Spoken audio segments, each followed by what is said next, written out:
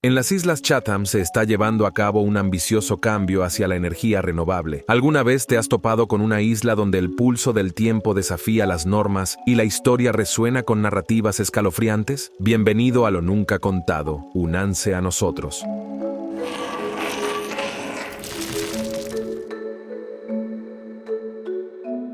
Ubicadas lejos del continente de Nueva Zelanda, estas islas apartadas albergan secretos que desafían la lógica y despiertan la imaginación con sus misterios. Sin embargo, existe otra isla aún más extraordinaria, un enigma indómito donde el tiempo adquiere una cadencia desconocida y los susurros de la historia son escalofriantes. Únase a nosotros mientras nos embarcamos en un viaje a la isla más inusual de Nueva Zelanda, donde el tiempo transcurre de manera diferente. Las Islas Chatham en Nueva Zelanda se adhieren a una zona horaria distintiva conocida como Hora Estándar de Chatham, que está 45 minutos por delante del continente. Establecido en 1957 para sincronizar su geografía distintiva, este cambio de tiempo da forma a la vida de los lugareños. Para los visitantes, ajustar los relojes es una introducción a la peculiaridad de la isla. Sin embargo, para los habitantes de Chatham Island, es parte integral de su identidad e influye en todo, desde los horarios de trabajo hasta las prácticas culturales. Este salto de 45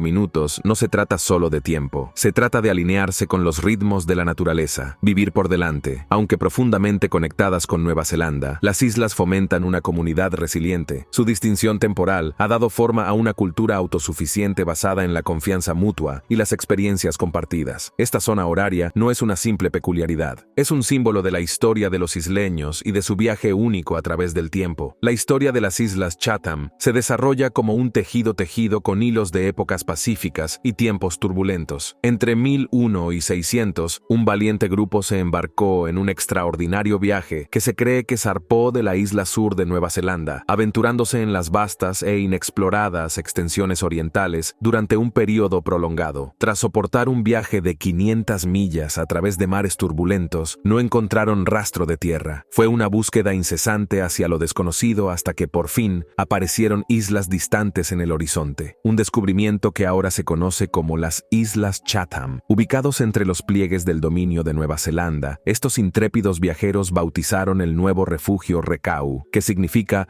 sol brumoso. Estos peñascos remotos en el fin del mundo se convirtieron en su refugio. El archipiélago, un terreno aislado y accidentado que comprende dos islas de gran tamaño y otras más pequeñas dispersas, planteaba desafíos formidables para la agricultura. Su clima era implacable, con lluvias incesantes que empapaban la tierra durante 200 días al año y vientos feroces que esculpían los árboles de la isla en formas retorcidas, con sus ramas casi tocando el suelo. Al este se extendía un océano expansivo, aparentemente interminable, con una asombrosa brecha de 5.000 millas que separaba las islas de la masa terrestre más cercana, América del Sur. Los Moriori, comunidad que se asentó en las Islas Chatham, adaptaron su forma de vida a las duras condiciones que encontraron a su llegada. Casi todas las facetas de su existencia, desde la dieta hasta la vestimenta, el transporte, las estructuras sociales e incluso las prácticas militares, se ajustaron para adaptarse al entorno desafiante en el que se encontraban. Durante siglos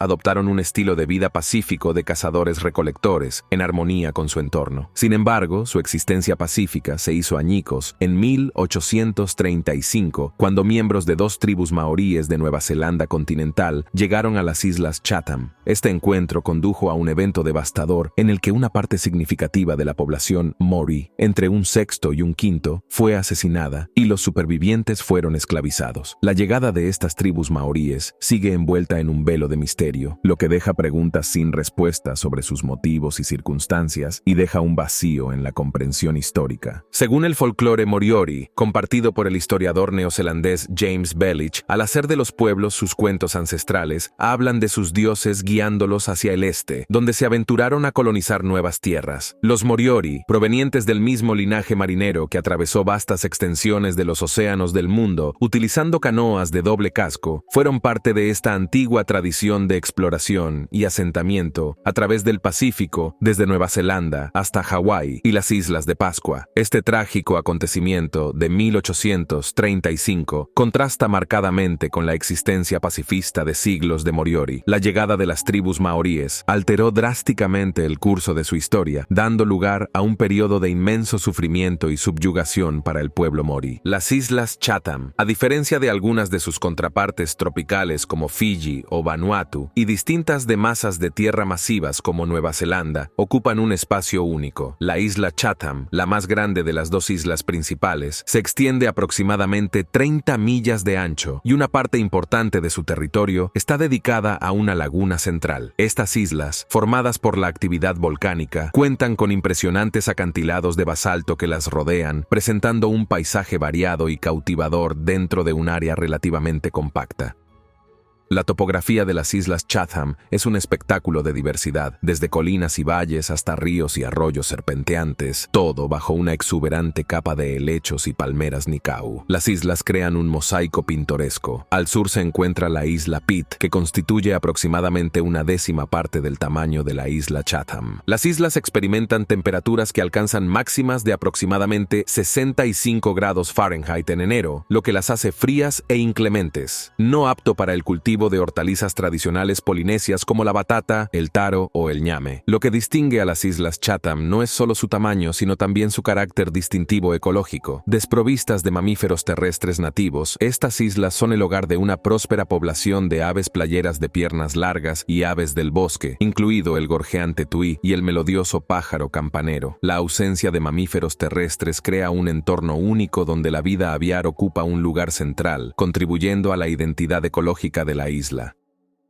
La supervivencia de los Moriori en las Islas Chatham estuvo estrechamente ligada a su relación con el mar. Durante un par de siglos después de su llegada, desarrollaron una forma de vida práctica que permaneció prácticamente inalterada hasta la llegada de los europeos en 1971. En lugar de adoptar la agricultura tradicional, los Mori perfeccionaron el arte de aprovechar la vegetación salvaje de la isla. Como señaló el historiador Michael King en su libro de 1989, Mori People redescubierto, los Mori se centraron en manipular las plantas silvestres de la isla, en particular la copi, por sus granos de bayas y raíces de helechos. Cultivaban raíces de helechos en claros y a lo largo de los bordes de los bosques de copi, donde el suelo era más rico, impartiendo un agradable sabor a nuez a la raíz. A pesar de la abundancia de especies de plantas en las Islas Chatham, solo unas 30,000 se consideraban comestibles, y ninguna era particularmente conocida por su sabor. Según King, esta dependencia de la vegetación salvaje de la tierra mostraba la adaptabilidad y el ingenio de los Moriori. No dependían de la agricultura convencional, sino que trabajaban con el entorno natural, aprovechando al máximo lo que ofrecían las islas. Su supervivencia fue un testimonio de su capacidad para adaptarse y prosperar dentro de las limitaciones de su entorno. La dieta de los Moriori, aunque no se caracterizaba por alimentos especialmente sabrosos o diversos, reflejaba su profundo conocimiento de la flora de la isla y su habilidad para utilizar lo que estaba disponible. Esta relación con su entorno se convirtió en un aspecto definitorio de su identidad cultural y resiliencia frente a los desafíos planteados por el ecosistema único de las Islas Chatham. La vida en las Islas Chatham para el pueblo Moriori giraba en torno a la búsqueda incesante de sustento del mar. Su supervivencia dependía de los esfuerzos diligentes de mujeres y niños durante las tranquilas estaciones que abarcaban de octubre a abril. Con meticulosa dedicación, peinaron las rocas en busca de mariscos específicos, mientras los hombres se aventuraban usando redes tejidas de lino, capturando hábilmente una variedad de tesoros marinos como bacalao, mero, moki y tarakiji. Durante todo el año, los Mori se dedicaban a la caza de focas, una fuente vital de sustento, proporcionando grasa, carne y pieles. Estas pieles cumplían una función multifacética, confeccionadas en capas impermeables con el pelaje colocado hacia adentro, ofreciendo protección contra los elementos. Su dieta era predominantemente marítima, complementada con cangrejos de río, algas y una modesta variedad de aves costeras y forestales. Si bien había sustento disponible, la vida en las islas remotas era formidable y a menudo abreviada. A pesar de la abundancia de alimentos, la existencia siguió siendo ardua y transitoria. La esperanza de vida promedio documentada alcanzó un máximo de apenas años, y una porción significativa de la población sucumbió durante la infancia, lo que retrata las duras realidades de su vida diaria. Sorprendentemente, La causa principal de la mortalidad no provino de los depredadores, los conflictos o el hambre, sino más bien de las consecuencias del consumo de mariscos arenosos que les causaron daños en los dientes durante toda la vida. Las repercusiones de este desgaste dental fueron profundas y a menudo provocaron infecciones bacterianas exacerbadas por los problemas respiratorios frecuentes agravados por el clima perpetuamente húmedo y fresco. Por lo tanto, el acto aparentemente inofensivo de subsistir a base de mariscos cruciales para la supervivencia contribuyó paradójicamente al deterioro de su salud y a su mortalidad, lo que ilustra el delicado equilibrio entre el sustento y sus consecuencias no deseadas en su entorno.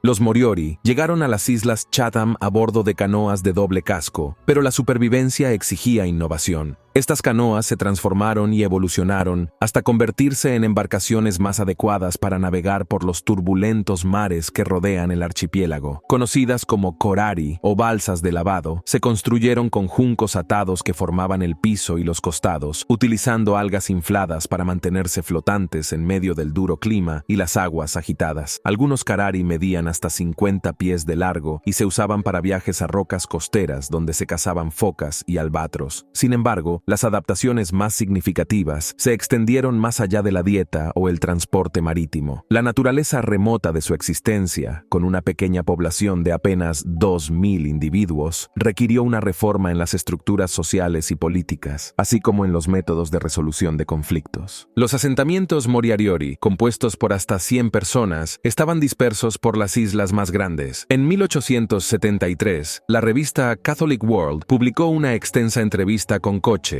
un hombre Moriari empleado en un barco estadounidense. Describió sus siglos de existencia de paz y abundancia, gobernados por un sistema democrático donde sus asuntos eran administrados por un consejo de individuos estimados, a diferencia de muchas otras sociedades polinesias caracterizadas por sangrientas guerras intertribales, y en Nueva Zelanda continental, incluso casos de canibalismo durante enfrentamientos entre maoríes. Los Moriori abrazaron el pacifismo bajo el principio conocido como Ley de Nunuk. Este compromiso con la paz fue una característica definitoria de la sociedad Moriari. A pesar de residir en un mundo donde prevalecían los conflictos entre las comunidades vecinas, los Moriari evitaron la violencia y favorecieron las resoluciones pacíficas y el consenso comunitario. Su adhesión a la ley Nunuku, una doctrina que enfatiza la no violencia y la toma de decisiones colectivas, contrastaba marcadamente con las interacciones tumultuosas y a menudo violentas entre otras comunidades indígenas de la región. La adopción del pacifismo por parte de los Mori no fue simplemente una elección pasiva, sino un principio fundamental que dio forma a su tejido social. Su compromiso de resolver disputas a través del diálogo y mantener una coexistencia armoniosa dentro de sus pequeños y dispersos asentamientos mostró un espíritu distintivo de no agresión y cooperación. Nunuku Wenua desempeñó un papel fundamental en la configuración de sus normas sociales, estableciendo un código de conducta que perduró hasta la llegada de los maoríes.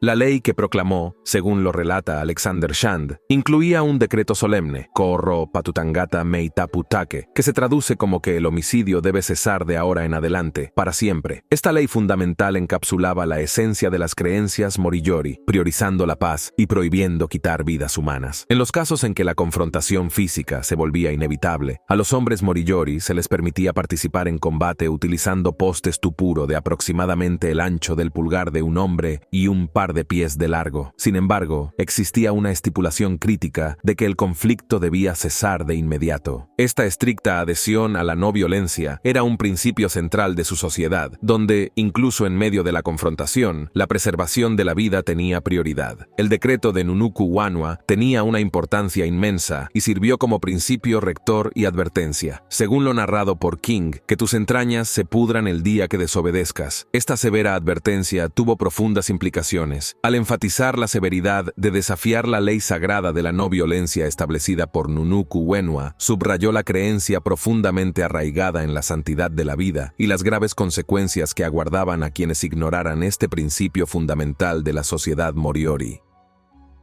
La exhibición de masculinidad a menudo se entrelaza con actos de guerra y la resistencia a extensos tatuajes corporales. Sin embargo, entre los Moriori, la tradición del tatuaje estaba notablemente ausente. En cambio, establecieron puntos de referencia alternativos para demostrar valor y valor. Como lo documentó King, una vía a través de la cual los individuos Moriari demostraron valentía fue durante las expediciones de observación de aves, particularmente al navegar por paredes rocosas traicioneras, incluso aquellas que eran escarpadas o cóncavas. La audacia y la valentía mostradas al aterrizar en estas formidables superficies se convirtieron en un testimonio de su coraje y sirvieron como un marcador distintivo de valor dentro de su sociedad. La artesanía también jugó un papel fundamental en la definición del mérito. La fabricación de azuelas con mango, un tipo de hacha, se consideraba una habilidad que reflejaba la competencia y la capacidad de un individuo. La experiencia demostrada en la elaboración de estas herramientas esenciales se convirtió en una medida del valor y la competencia de cada uno dentro de la comunidad. Además, la capacidad de sumergirse en mares turbulentos para recolectar cangrejos de río se consideraba una hazaña notable. Aquellos que pudieron salir a la superficie con cangrejos de río en ambas manos y un tercero en la boca, exhibieron una destreza y una resistencia extraordinarias, ganando admiración y reconocimiento por sus capacidades. Estos actos de valentía, destreza y destreza física tuvieron un peso sustancial en la determinación de los roles de liderazgo dentro de la sociedad Moriori. A diferencia de los sistemas hereditarios convencionales que prevalecían en otras islas polinesias, donde el liderazgo a menudo pasaba por líneas familiares, los Moriari enfatizaban estas hazañas individuales como criterio para nombrar a sus jefes, conocidos como Iriki. La selección de Iriki basada en tales demostraciones de habilidad y coraje enfatizó un enfoque meritocrático del liderazgo, donde las cualidades de valor, artesanía y habilidad física superaban el linaje tradicional.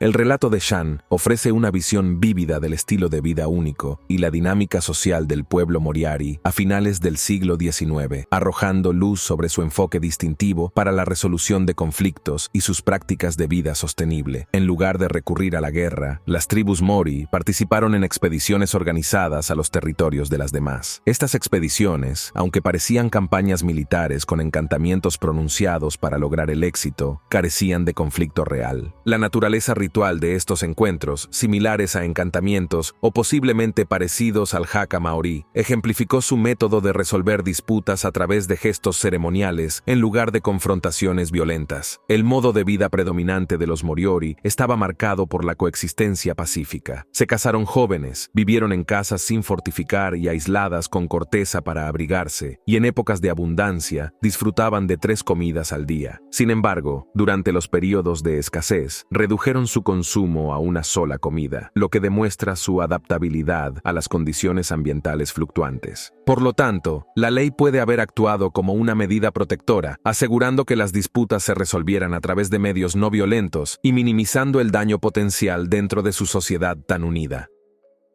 El encuentro involuntario entre el HMS Chatham británico y los Moriari en noviembre de 1791 marca un momento crucial que interrumpió la existencia pacífica de larga data del pueblo Moriori. El error de navegación que llevó al barco británico a las islas Chatham inició sin querer un choque entre 2 culturas muy diferentes. Los Moriari, que habían vivido aislados durante siglos, carecían de contacto previo con personas ajenas a su comunidad. Su respuesta a la llegada de los británicos, como está documentado en el diario del barco, inicialmente transmitió hostilidad a través de gestos amenazantes, una reacción comprensible de un grupo que se encuentra con forasteros por primera vez sin comprender sus intenciones. Por el contrario, la tripulación británica, experimentada en el encuentro con comunidades indígenas, buscó establecer relaciones amistosas. Intentaron cerrar la brecha de comunicación ofreciendo artículos como cascos, cuentas y tela roja como gesto de buena voluntad, con la esperanza de conseguir provisiones como comida y agua de los Moriari. Sin embargo, sus intentos de establecer una buena relación se encontraron con la desgana y la falta de cooperación de los Moriori. La falta de comunicación y los malentendidos culturales aumentaron las tensiones, lo que llevó a una escaramuza entre los británicos y los Mori. Trágicamente, en medio de esta confrontación, un hombre Moriari llamado Tamakaroro recibió un disparo mortal y su cuerpo fue abandonado en la playa, un resultado angustioso que exacerbó aún aún más la ya tensa situación. Este encuentro, marcado por malas interpretaciones y el choque de dos mundos muy diferentes, subrayó los desafíos que surgen del aislamiento cultural y las dificultades para establecer interacciones pacíficas cuando se enfrentan a costumbres e idiomas desconocidos. El incidente marcó un trágico punto de inflexión, interrumpió la tranquilidad y la paz que habían caracterizado la vida de Mori durante siglos y presagió los desafíos y agitaciones que seguirían como consecuencia del posterior contacto europeo. Las consecuencias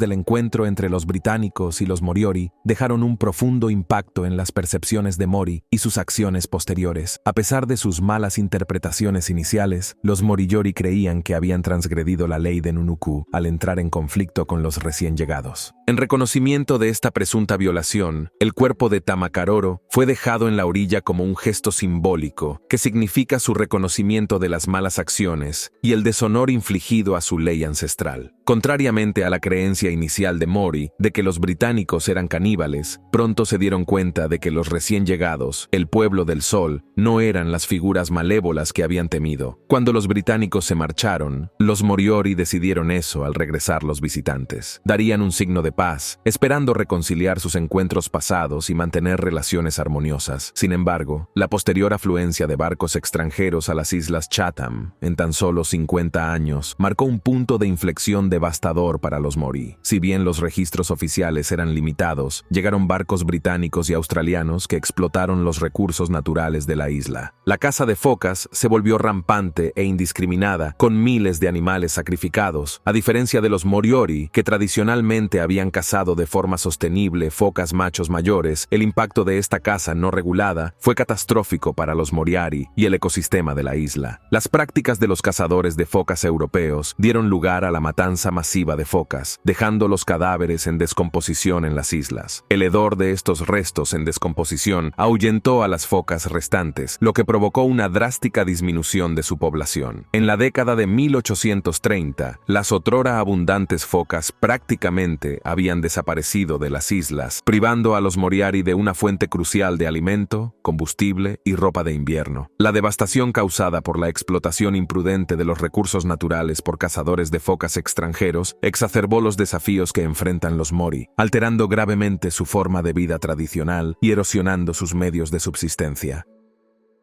El trágico choque de ideologías en las islas Chatham, los Moriari, firmes en su compromiso con la paz, enfrentaron un momento crucial en 1835. En ese momento, una sociedad tranquila de aproximadamente 1.600 Mori coexistía armoniosamente con los recién llegados de Nueva Zelanda continental y Europa, a pesar de modificaciones notables en su forma de vida, como la sustitución de focas por cerdos y la introducción de perros y gatos, que provocaron una disminución de las poblaciones de aves nativas. La esencia de su existencia permaneció algo inalterada. Sorprendentemente, los Moriori defendieron firmemente la ley de Nunuku, incluso en presencia de visitantes extranjeros portadores de enfermedades y armas. En gran medida, no se les había molestado, preservando sus rituales religiosos, su idioma y sus intrincadas estructuras familiares que habían evolucionado a lo largo de siglos. Su mundo parecía relativamente seguro, salvaguardando su patrimonio cultural contra amenazas externas. Sin embargo, la tranquilidad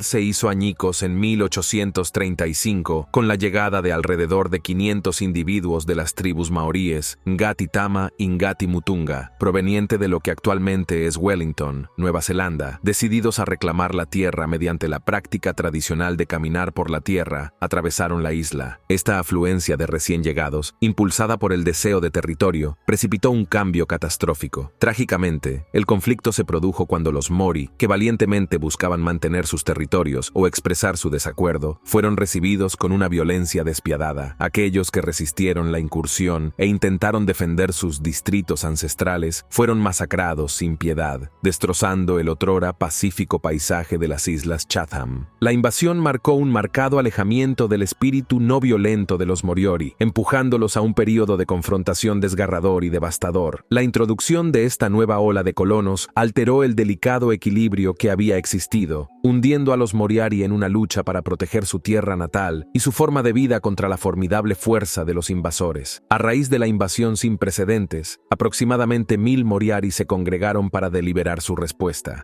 A diferencia de encuentros anteriores en los que personas ajenas habían utilizado recursos y se habían marchado, esta incursión planteaba una clara amenaza. Un debate fundamental se desarrolló entre los Mori reunidos, reflejando la división generacional e ideológica dentro de su comunidad. Los jóvenes abogaron por apartarse de la ley de Nunnuku, sosteniendo que sus principios estaban destinados a la salvaguardia interna. Creían que resistir a los invasores era imperativo para asegurar la supervivencia, afirmando que si no tomaban represalias, sellaría su destino. Los jefes más antiguos defendieron la ley de Nunnuku como una piedra angular ética, enfatizando que violarla erosionaría su mana, un concepto complejo que abarca integridad, prestigio y resiliencia. En un marcado choque de creencias y acciones, los Mori, comprometidos con la no violencia, enfrentaron consecuencias devastadoras cuando los maoríes los atacaron. A pesar de su negativa a entrar en combate, los Moriari, manteniendo sus principios pacifistas, no resistieron, lo que provocó una brutal masacre por parte de los maoríes que dejó alrededor de 220 muertos, entre ellos mujeres y niños. Esta tragedia refleja el choque entre la ideología pacífica de Moriari. A pesar de su noble compromiso con la no violencia, los Moriari sufrieron inmensamente. Este evento, que muestra la dura realidad cuando las creencias pacíficas se enfrentan a conflictos despiadados. Los Mori supervivientes experimentaron horrores más allá de la muerte, la esclavitud, la separación de sus familias y la prohibición del matrimonio destinada a borrar su identidad cultural. Muchos murieron debido a enfermedades, exceso de trabajo o desesperación abrumadora. Los registros de 1862 describen vívidamente las consecuencias, detallando el destino de los Mori adultos durante la invasión. Estos registros ilustran trágicamente la sombría realidad. Si bien 2 cruces significaban ser asesinados y consumidos, una práctica arraigada en las costumbres maoríes, los sobrevivientes enfrentaron un destino sombrío, soportando esclavitud y fragmentación cultural intencional. Rectificar el análisis del pasado del historiador André Brett arroja luz sobre la sombría realidad que enfrentan los Moriari. Esta campaña deliberada de erradicación tenía sus raíces en la creencia en la superioridad de un grupo sobre otro, más que en distinciones genéticas o inherentes entre los dos pueblos. La devastadora verdad revelada por la interpretación de este historiador es que a pesar de cualquier similitud genética o herencia compartida, los maoríes veían a los Moriori como otro pueblo, diferente e inferior, justificando su eliminación y maltratos sistemáticos. Esta atrocidad histórica subraya las profundidades de la crueldad humana y las consecuencias de percibir a un grupo como inherentemente inferior a otro. Sirve como un crudo recordatorio de la horrible capacidad de discriminación y las trágicas consecuencias de considerar a otros seres humanos como fundamentalmente diferentes o inferiores, basándose en distinciones arbitrarias. En apenas 3 décadas, su comunidad ya fracturada sufrió sucesivos golpes de crueldad y marginación, exacerbando su difícil situación y erosionando su existencia. Durante 30 años agonizantes, los restos de los Moriori soportaron los grilletes de la esclavitud y soportaron dificultades y explotación incalculables. La decisión del Tribunal de Tierras Nativas de 1870, que asignó un asombroso 97% de las islas Chatham a los maoríes Ngati Mutunga, desposeyó aún más a los Mori de sus tierras ancestrales, agravando sus pérdidas y desplazamientos. Para colmo de males, se desarrolló una campaña sistemática destinada a deshumanizar a los Moriari. Fueron retratados injustamente como personas perezosas y estúpidas, distintas de los maoríes y polinesios en los diarios escolares de 1916, un recurso educativo ampliamente utilizado en las escuelas primarias de Nueva Zelanda. Esta tergiversación deliberada marginó y deslegitimó aún más su herencia e identidad. El trágico nader se produjo en 1933 con el fallecimiento de Tommy Solomon, el último Moriari de pura sangre reconocido. Este evento llevó a muchos a declarar prematuramente la desaparición de los Moriari, asumiendo erróneamente su completa extinción. Sin embargo, a pesar de las abrumadoras probabilidades en su contra, unos pocos cientos de descendientes Mori resilientes perseveraron, aunque en una existencia remota en Nueva Zelanda, lejos de sus ancestrales islas Chatham. Sus luchas continuaron en un país que a menudo hacía la vista gorda ante su presencia y la desgarradora historia de las atrocidades que les habían infligido. La falta de reconocimiento y reconocimiento de su difícil difícil situación, perpetuó su invisibilidad, negándoles la justicia y la restitución que merecían. A pesar de la implacable adversidad, estos resistentes descendientes de los Moriori perseveraron, reconstruyendo una existencia mientras lidiaban con el trauma de su pasado. Las últimas décadas han marcado un periodo transformador en el reconocimiento y rectificación de las injusticias históricas infligidas a los Moriari, impulsada en gran medida por la persistente defensa de los aproximadamente 900 Mori que residen en Nueva Zelanda. Esta firme determinación ha catalizado hitos importantes en la recuperación de su patrimonio y la búsqueda de restitución por las injusticias del pasado. En una medida fundamental, en 1994, un tribunal tribal de Nueva Zelanda reconoció el derecho legítimo de los Mori a una parte de los abundantes recursos pesqueros que rodean las Islas Chatham. Esta decisión simbolizó un paso crucial hacia el reconocimiento y el restablecimiento de la conexión de los Moriari con sus tierras y recursos ancestrales. Los esfuerzos de finales del siglo XX marcaron un resurgimiento de los Moriari. La construcción del primer Moriari Marae comenzó en 1997, una casa de reuniones tradicional terminada en 2005, que simboliza su renacimiento cultural. En 2011, la visita de la ministra de Educación, Anne Tolley, supuso un momento histórico, al presentar a la comunidad diarios escolares precisos y disipar tergiversaciones de larga data. Estas acciones representan un paso significativo para reconocer la resiliencia y el legado de los Moriari, rectificar las injusticias históricas y fomentar una representación más inclusiva de las comunidades indígenas de Nueva Zelanda.